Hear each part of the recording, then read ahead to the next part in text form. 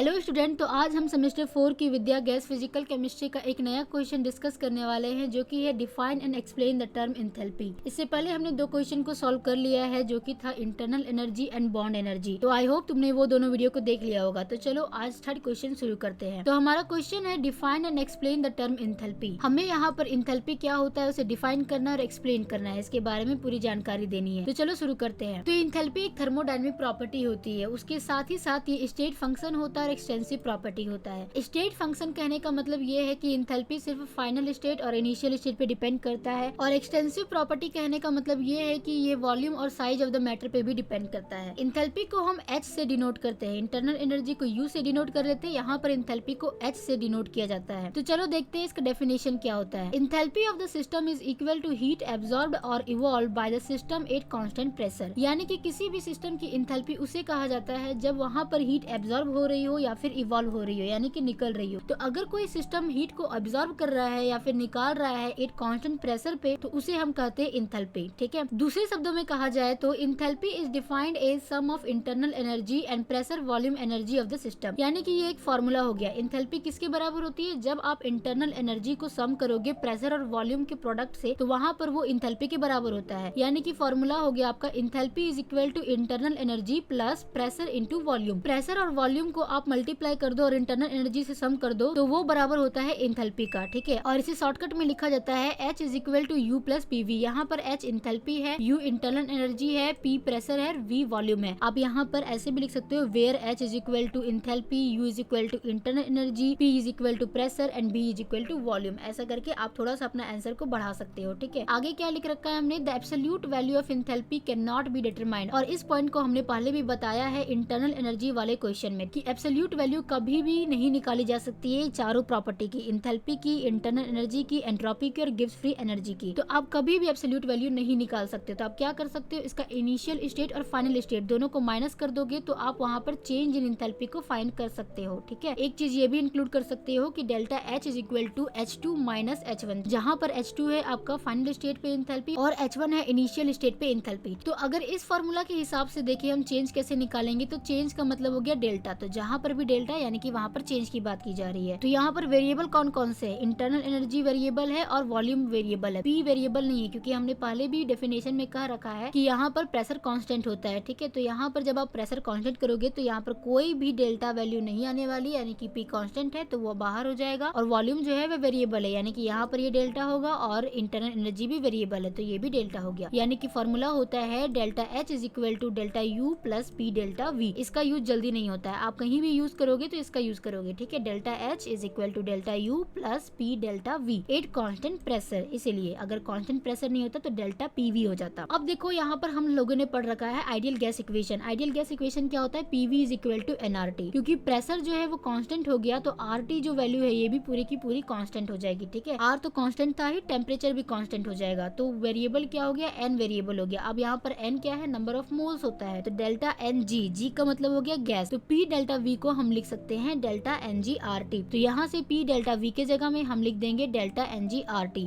तो ये हो जाएगा formula delta H is equal to delta U plus delta NG RT। ठीक है, तो आप इस इक्वेशन को इसमें भी चेंज कर सकते हो अपने रिक्वायरमेंट के हिसाब से। जहाँ पर डेल्टा NG क्या है, change in moles of gases species. G का मतलब हो गया गैस, N का मतलब हो गया नंबर ऑफ मोल्स, और यहाँ पर डेल्टा लगा हुआ है, इसका मतलब हो गया चेंज। तो डेल्टा NG का मतलब होता है change in moles of gaseous species. और अगर आपको नहीं पता रहेगा कि डेल्टा NG निकाला कैसे जाता, तो उसका फॉर्मूला होता है delta NG is equal to N product minus N reactant. यानी कि जो भी प्रोडक्ट आपके इक्वेशन में जो भी प्रोडक्ट का होगा उसका नंबर ऑफ मोल्स माइनस में रिएक्टेंट का नंबर ऑफ मोल्स माइनस कर दो, तो वो आ जाएगा आपका डेल्टा NG के बराबर। लेकिन ये हमेशा याद रखना कि वो जो भी प्रोडक्ट हो और जो भी रिएक्टेंट है जिसका आप नंबर ऑफ मोल्स ले रहे हो वो हमेशा गैस में होना चाहिए। गैसेस में रहेगा तो ही आप उसका नंबर ऑफ मोल्स काउंट करना, नहीं तो फिर नहीं। ठीक है, सॉलिड लिक्विड में नहीं काम करता ये फॉर्मूला। तो आई होप तुम्हें समझ में आ गया होगा एंथैल्पी क्या है। तो चलो एक बार रिवीजन कर लेते हैं। तो हमने पढ़ा एंथैल्पी एक थर्मोडायनेमिक प्रॉपर्टी होता है और ये स्टेट फंक्शन है और एक्सटेंसिव प्रॉपर्टी होता है। इसे हम H से डिनोट करते हैं। एंथैल्पी किसी भी सिस्टम की उसके बराबर होती है जब वहां पर हीट एब्जॉर्ब कर रहा होता है या फिर हीट इवॉल्व हो रही होती है किसी भी सिस्टम के द्वारा कांस्टेंट प्रेशर पे। अदर वर्ड्स में कहा जाए तो एंथैल्पी क्या होती है, प्रेशर वॉल्यूम वर्क को आप मल्टीप्लाई कर दो और उसके बाद उसको प्लस कर दो इंटरनल एनर्जी से, तो वो किसके बराबर होती है, एंथैल्पी के बराबर होती है। तो हम लिख सकते हैं enthalpy is equal to internal energy plus pressure into volume. यहाँ पर इसका ये शॉर्ट फॉर्म होता है। हमने पढ़ रखा है कि एंथैल्पी कभी भी इसकी एब्सोल्यूट वैल्यू को हम डिटरमाइन नहीं कर सकते, इसलिए हमेशा इसका चेंज निकालते हैं। तो ये फॉर्मूला में जब आप पुट करोगे तो ये निकलेगा delta H is equal to delta U plus P delta V. Ideal gas से हमने निकाला PV is equal to nRT, तो वहां पर पी डेल्टा वी किसके बराबर हो जाएगा, डेल्टा एनजी आरटी के बराबर हो जाएगा, क्योंकि पी कांस्टेंट है तो आरटी कांस्टेंट हो जाएगा और डेल्टा भी वेरिएबल है, तो यानी कि नंबर ऑफ मोल्स भी वेरिएबल हो जाएगा। तो यहाँ पर हम नंबर ऑफ मोल्स का भी चेंज निकाल सकते हैं, यानी कि पी डेल्टा वी के जगह में हो जाएगा डेल्टा एनजी आरटी और हमारे पास एक नया फॉर्मूला आ जाएगा delta H is equal to delta U plus delta NG RT, जहां पर डेल्टा एनजी है change in moles of gases species और इसका फॉर्मूला होता है N product minus N reactant. तो यही था एंथैल्पी के बारे में। आई होप तुमको समझ में आ गया होगा कि आपको एग्जाम में इसको लिखना कैसे है, कैसे अपने आंसर को बढ़ाना है। कुछ चीजें लिख करके, जैसे कि स्टेट फंक्शन, एक्सटेंसिव प्रॉपर्टी का थोड़ा सा डेफिनेशन देख करके भी आप यहाँ पर अपने आंसर को बढ़ा सकते हो। तो आई होप तुम्हें वीडियो अच्छी लगी होगी। ये फिजिकल केमिस्ट्री का बहुत ही इंपॉर्टेंट क्वेश्चन है। अगर वीडियो अच्छी लगी तो वीडियो को लाइक करें, चैनल को सब्सक्राइब करें। मिलते हैं नेक्स्ट वीडियो में जहां पर हम एंट्रोपी को समझ रहे होंगे। Thank you.